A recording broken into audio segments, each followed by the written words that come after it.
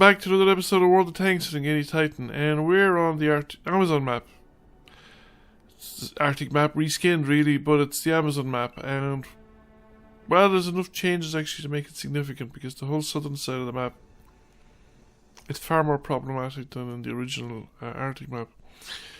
So we're in the Charioteer. This is an old game, but I've decided I have a bunch of old games that really are worth showing. So it's worthwhile fitting them in, I think, every now and again, just to break the current, whatever it is that I'm currently playing, sort of endless rounds of 45 TPs or spot panzers or whatever, so that you get a bit of a variety. And this has been sitting around since last April. So we're on the Charioteer, the Tier 8 British tank destroyer. It's the alternate British line, as I consider it, because when I started playing the British, this line didn't exist. Churchill gun carriage wasn't in the game. The Archer, that whole line up from the Archer. The Archer, the Achilles, yeah, Charioteer, Conway, and the FE 4005. I think that's right. I'm going from memory now, which can never be relied on in my case. However, we're setting up shop here.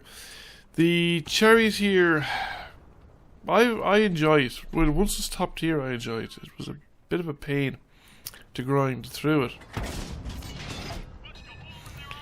and it really needs a crew to maximize the camouflage. I think when I was grinding through it in the first, I was seriously underskilled because I'd started with the Archer, and I just threw in a new tank. I threw in a new crew into the Archer without building up a set of skills beforehand, and it's something I've not done since because I learned to regret it. You could get an adequate, well, not with the Archer at the time, although I think the Archer with a good stealth crew might actually work quite well, because it's got a very good gun. It's got the 17 pounder gun at tier 5, isn't it? Tier 5, tier 6. So I thought it would, so it might actually work with a really good crew, but I've never tried it since. It's not something I've been in a hurry to really experiment with again. However, the Charioteer, once the top gun's in at the 105mm gun, is a very effective tank destroyer, and you've got a good view range. You can self-spot its own targets and actually shoot once you've enough stealth invested in the crew.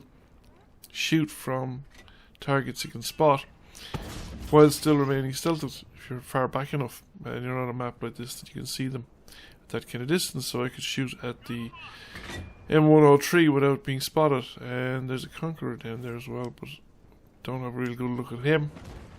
Ready to fire on target. Not a place I'd put a Conqueror, but anyway. Ready to fire on target. Object 705, bounce one off the slope of the upper glacis in front. However, somebody's after getting in from the higher ground behind me. We're actually getting quite a lot of spotting damage as well here. Very successful so far. However, the situation to the south doesn't look good. The enemy look like they forced their way through to the south. The Conqueror, I might get a shot here before I go. It doesn't look like this. It's the gun barrel sticking out, is it? No, there's a small bit there in front. Probably not enough to do damage.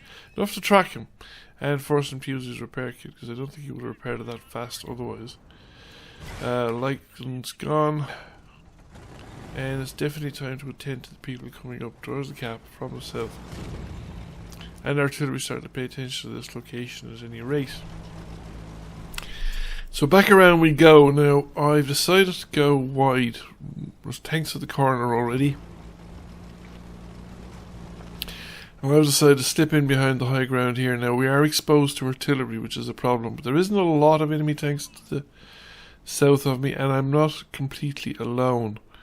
It means they have more than one target to shoot at. So you have an ISM, got a one shot into the side of the turret, but he's going to close behind the ridgeline. He's got a second hit though. He's going to close behind the ridgeline before I will be able to engage him again. So it's just the Object 430. Now he's pretty well entrenched in his current location. He's got a front more or less sheltered by the rocks, and is well angled because I'm just bouncing shots there off the side of the turret. is pretty much bomb-proof. Thought I might be able to get a shot in there, but that again, there's just not enough at the front for me to get a shot in at, and he's tucked himself in even tighter now. So the turrets, I switched to the Hesh on the basis, well, I've got decent penetration, and I got splash damage through anyway. And we've just managed to do it. Now the Tortoise, that's I was just putting rounds through his turret or turret roof anyway. Now we're not actually up a whole lot of tanks. I mean, it's still kind of an even enough game. But I think we've more or less got rid of them down this side of the map, and I am just going to make a go for it. Now the 45 TP, I'm not going to get involved in him for here. The ISM was finished off by, I think it was the Tortoise. I'm going to swing wide. There's only 2 proper tanks left in the enemy team. We do have it in the bag at this stage, like bar some real magic on the part of one of the enemy players. We're coming down this side and we spot one of the artilleries. Now, I think he was going to find himself a little corner to wedge himself into. However, I don't know where that shot went. I think it might have hit the bridge for the elevated highway, whatever that thing is on. Second shot, almost 16 hit points remaining. That's kind of cruel, really.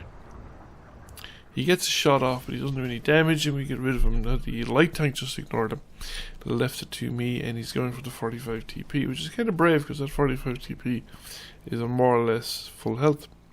AMX is doing the circling thing, but the 45 TP is following him around, rotating the tank and the turret, and has managed to catch up with him, even though I tracked him. Now he's bringing the gun around to me, and we go back when he tries to chase us back, and then we get rid of him again. That just leaves the race on for the last remaining artillery, and it's really me and the heavy tank. I think the other tank destroyer is behind me, and is a Tortoise. I don't think he's going to catch up. I think it's the Tortoise. I'm pretty sure it's the Tortoise.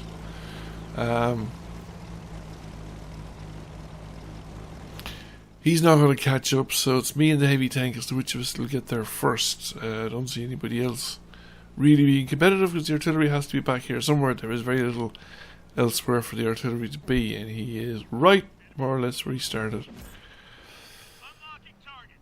And just wait for it. That's it. Done. So that's the 4th kill. With 2,971 points of damage.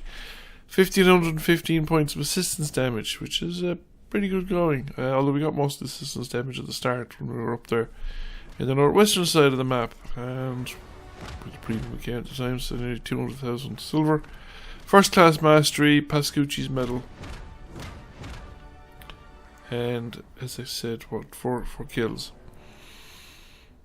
We also came number 1 by experience, though we had the most kills in the team but not the most damage. That was actually the SU-1, 2254. We did a pretty respectable over 3,000 damage. Thank you for watching. I hope you enjoyed the video. If you did, please press like, comment, share. It really helps the channel out. And if you have not already done so, please subscribe to the channel. I will catch you all again soon. Bye for now.